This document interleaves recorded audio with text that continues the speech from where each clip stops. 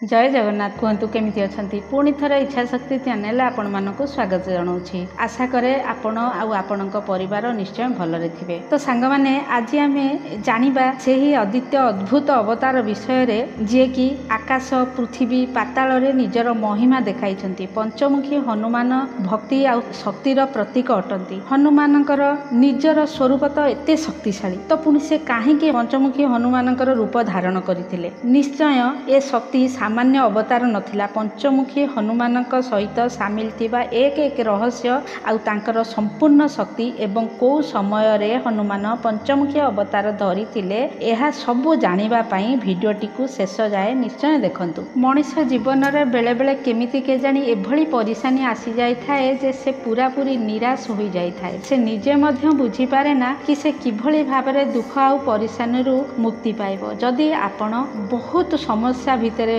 डूबी रही तो वास्तुर ये खास उपाय आपन को पूरा पूरी साहाय्य करिवो। वास्तु शास्त्र अनुसार घरे श्री हनुमानकर पंचमुखी फोटो लगेଇବା द्वारा घर उपरे कौनसी प्रकारर दुख कष्ट विपत्ति आसी न थाए। श्री हनुमान को संकट मोचन मध्य कुहा जाय थाए। तांको स्मरण करिबा मात्रे सबु प्रकारर समस्या रु सबु प्रकारर दुख संकट रु मुक्ति मिली थाए। तेबे आउ डेरी न करी आसंतु एबे जानिबा सेही हनुमान काहे धारण करथिले पंचमुखी अवतार आउ ता सहित जानिबा वास्तुरे कौन अछि एहार महत्व आउ पंचमुखी हनुमानकर फोटो लगाइबारे ठीक दिग एवं को दिगरे आमे पंचमुखी हनुमानक फोटो लगाई परिबा से विषय रे मध्य आमे जानिबा। किंतु ए कथा सब जानिबा पूर्वरु किपरि हनुमानकर कृपा आपनक उपरे रहिबो तो ए भिडियोटी को गोटे लाइक करी चैनल टी को सब्सक्राइब करि दियंतु आउ कमेंट बॉक्स रे जय पंचमुखी हनुमान निहाती भावरे लिखंतु। हनुमान काहेकि धारण करथिले पंचमुखी अवतार।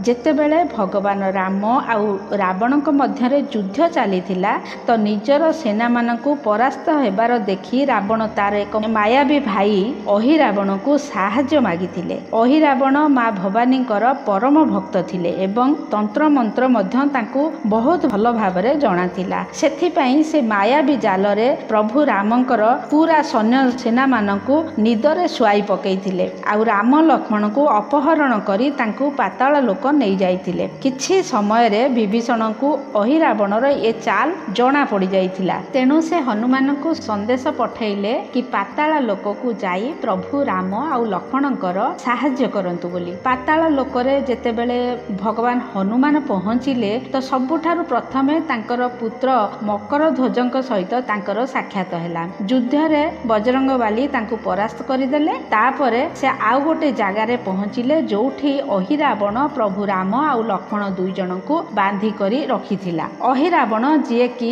माँ भवानीकर बहुत बड़ भक्त थिला। सेथिपई से 5 दिगरे 5 दीप माँ भवानीकर नारे जळेई करी रखिथिला। अहिरावण को एपरि एक वरदान मिलिथिला कि जे भी एही 5टी दीप को लिभेई देव से ही अहिरावणर वध करि परिबो। तेणु अहिरावण को हरेइबा पाई जे सेतिकी बेले हनुमान को पंचमुखी रूप धारण करने को पड़िथिला। उत्तर दिगरे बराह मुख, दक्षिण दिगरे नरसिंह मुख, पश्चिम दिगरे गरुड़ मुख, आकाश आड़कू हयग्रीव मुख एवं पूर्व दिग को श्री हनुमान मुख। एई भली हनुमान 5 मुख धारण करी 5 दिग को थिबा दीप को लिभेई अहिरावणर वध करी राम लक्ष्मण को तांको पाखरु मुक्त करी नै आसीथिले। एही भली अहिरावणर घमंड चुना करी आउ तार बद्ध करिबा पई महावीर हनुमान पंचमुखी हनुमानकर रूप धारण करथिले।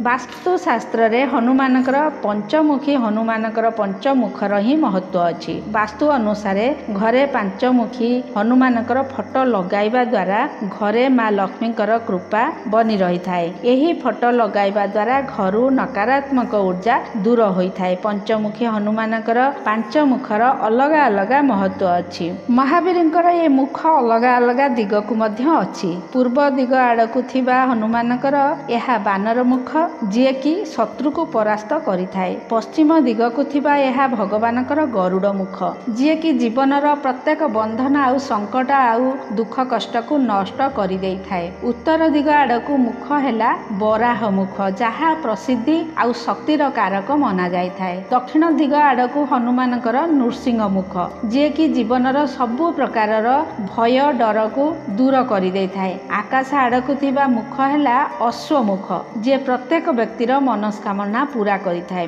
ପଞ୍ଚମୁଖୀ ହନୁମାନଙ୍କର ଫଟୋ ଲଗାଇବାର ଠିକ୍ ଦିଗ। ବାସ୍ତୁ ଶାସ୍ତ୍ର ଅନୁସାରେ ଘରର ମୁଖ୍ୟ ଦ୍ୱାରରେ ପଞ୍ଚମୁଖୀ ହନୁମାନଙ୍କର ଫଟୋ ଲଗାଇବା ସବୁଠାରୁ ଶୁଭ ହୋଇଥାଏ। ଏହି ଜାଗାରେ ଫଟୋ ଲଗାଇବା ଦ୍ୱାରା ଘରେ କୌଣସି ପ୍ରକାରର ଖରାପ ଶକ୍ତି ପ୍ରବେଶ କରିପାରିନଥାଏ। ପଞ୍ଚମୁଖୀ ହନୁମାନଙ୍କର ଏଭଳି ଫଟୋ ଆଣନ୍ତୁ ଯେଉଁଥିରେ ହନୁମାନ ଦକ୍ଷିଣ ଦିଗ ଆଡ଼କୁ ଦେଖୁଥିବେ। ବାସ୍ତୁ ଅନୁସାରେ ଦକ୍ଷିଣ ଦିଗରେ ସବୁଠୁ ବେଶୀ ନକାରାତ୍ମକ ଉର୍ଜା ବାହାରିଥାଏ। ତେଣୁ ଏହି ଦିଗରେ ପଞ୍ଚମୁଖୀ ହନୁମାନଙ୍କର ଫଟୋ ଲଗାଇବା ଦ୍ୱାରା ଘରକୁ ସୁଖ ସମୃଦ୍ଧି ଆସିଥାଏ। ସେହିପରି ଘରର ଦକ୍ଷିଣ ପଶ୍ଚିମ କୋଣରେ ପଞ୍ଚମୁଖୀ ହନୁମାନଙ୍କର ଫଟୋ ଲଗାଇବା ଦ୍ୱାରା ସବୁ ପ୍ରକାରର ବାସ୍ତୁ ଦୋଷ ଦୂରେଇଥାଏ। ପଞ୍ଚମୁଖୀ ହନୁମାନ ଭଗବାନଙ୍କର 5 ଅବତାରର ଶକ୍ତି ଅଛି। ସେଇଥିପାଇଁ ସେ କୌଣସି ବି ମହାନ କାମ କରିପାରିବା ପାଇଁ ସମର୍ଥ ଅଟନ୍ତି। ପଞ୍ଚମୁଖୀ ହନୁମାନଙ୍କର ପୂଜା ଅର୍ଚ୍ଚନା ସେବା କଲେ ବରାହ, ନୃସିଂହ, ହୟଗ୍ରୀବ, ଗରୁଡ଼ ଆଉ ଭଗବାନ ଶଙ୍କରଙ୍କର ପୂଜା ଅର୍ଚ୍ଚନାର ଫଳ ପ୍ରାପ୍ତି ହୋଇଥାଏ। ଯେଉଁଭଳି ଭାବରେ ଗରୁଡ଼ ବୈକୁଣ୍ଠପୁରରେ ଭଗବାନ ବିଷ୍ଣୁଙ୍କର ସେବାରେ ଲାଗି ରହିଥାନ୍ତି, ସେଇଭଳି ମହାବୀର ବଜରଙ୍ଗବାଲି ଶ୍ରୀରାମଙ୍କର ସେବାରେ ସର୍ବଦା ଲାଗି ରହିଥାନ୍ତି। ତ ସାଙ୍ଗମାନେ ଆଜିର ଏ ଭିଡ଼ିଓଟି ଏଇଠି ଶେଷ କରିବା। ଆଶା କରେ ଭିଡ଼ିଓଟି ଆପଣମାନଙ୍କୁ ନିଶ୍ଚୟ ପସନ୍ଦ ଆସିଥିବ। ତ ସେଥିପାଇଁ ଭିଡ଼ିଓଟିକୁ ଗୋଟିଏ ଲାଇକ୍ କରି ଚ୍ୟାନେଲଟିକୁ ସବସ୍କ୍ରାଇବ୍ କରିବାକୁ ଯେପରି ନ ଭୁଲନ୍ତି। ଆଉ ଯଦି ମୋର ଏ ଭିଡ଼ିଓଟିରେ କୌଣସି ପ୍ରକାରର କିଛି ଭୁଲ ଥାଏ ତେବେ କ୍ଷମା କରିଦେବେ ବୋଲି ମୋର ଆଶା। ତ ପୁଣି କଥା ହେବା ପର ଭିଡ଼ିଓରେ। ସେତେବେଳେ ଯାଏ ସୁସ୍ଥ ରୁହନ୍ତୁ ଏବଂ ବ୍ୟସ୍ତ ରୁହନ୍ତୁ। ଜୟ ଜଗନ୍ନାଥ।